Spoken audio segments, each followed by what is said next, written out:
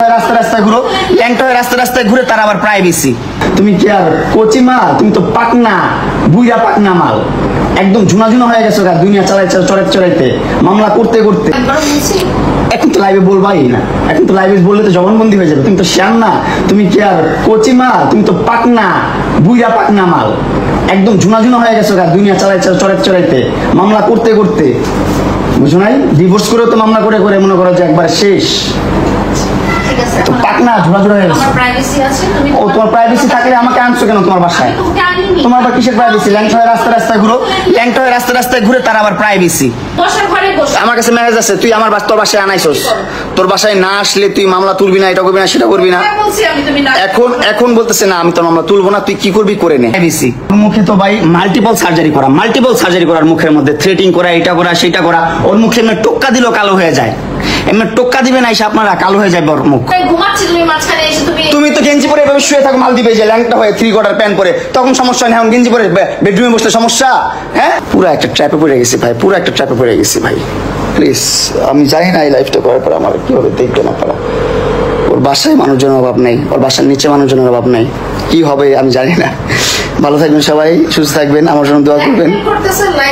আল্লাহ হাফেজ, আসসালামু আলাইকুম। কি আরামে শুয়ে আস, কি আরামে শুয়ে ঘুমাইতেছে। এই যে আবার ভিডিও করে কারো জন্য পাঠায়। তুমি হ্যাঁ, ওরা তো আমার সাথে এমন করতেছে না। তোমার মতন হিটলার, তোমার মতো জঘন্য মহিলা তো ওরা না, কেউ করে নাই। কারণ হচ্ছে যে তোমার কাছে তো আমি যাই নাই, তুমি আমার কাছে আসছো 4 বছর আগে। তোমার কাছে তো আমি যাই নাই, তুমি আমার কাছে আসছো 4 বছর আগে। এই সে এটা দিছো, ওইটা দিছো, এই গিফট করছো, সেই গিফট করছো, গিফট করতে করতে করতে করতে মানে লোভ দেখাই তো ভাই একটা মানুষ। আমি তো তখন আমার বয়স কত? তখন আমার বয়স 16-17। তখন আমাকে এত পরিমাণ লোভ দেখাইতো ভাই, এত পরিমাণ লোভ দেখাইতো। তখন ভালো মন্দ সেটা বোঝার ক্ষমতা আমার নাই। অবশ্যই কম, তোর অর্ধেকেরও কম আমার বয়স। 50 বছরের মহিলা, জঘন্য মহিলা।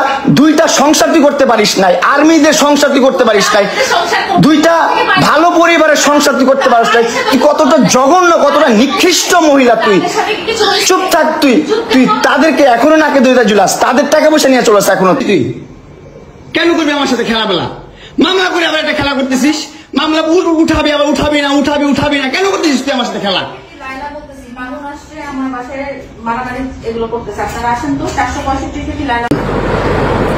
আমি মরে গেলে একমাত্র এই যে এই মহিলা দায়ী থাকবে, এই মহিলা।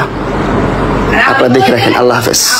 কাইটা এই দেখেন চাকু, এই দেখেন, আমি দেখেন আপনাকে, এই দেখেন কোথায় চাকু রাখে, এই দেখেন ওর বাসায় চাকু রাখছে কোথায়, এই দেখেন। হ্যাঁ আল্লাহ, আমি ওর বাসায় আসছি, আল্লাহ কখন আমাকে ওই এটা দিয়ে মারতো, কখন মারতো। এটা তোর বাসায়, এখানে চাকু ছিল, লাইভে দেখাইছি আমি। ঘুরি ফিরি আমার একটা ফ্রেন্ডের সাথে মিট করতেই পারি, দেখা করতেই পারি, সেই পিকচার নিয়ে ও ভুলভাল ভাবে আপলোড করতেছে, খারাপ ভাবে আপলোড করতেছে। কেন আজকে করছিস?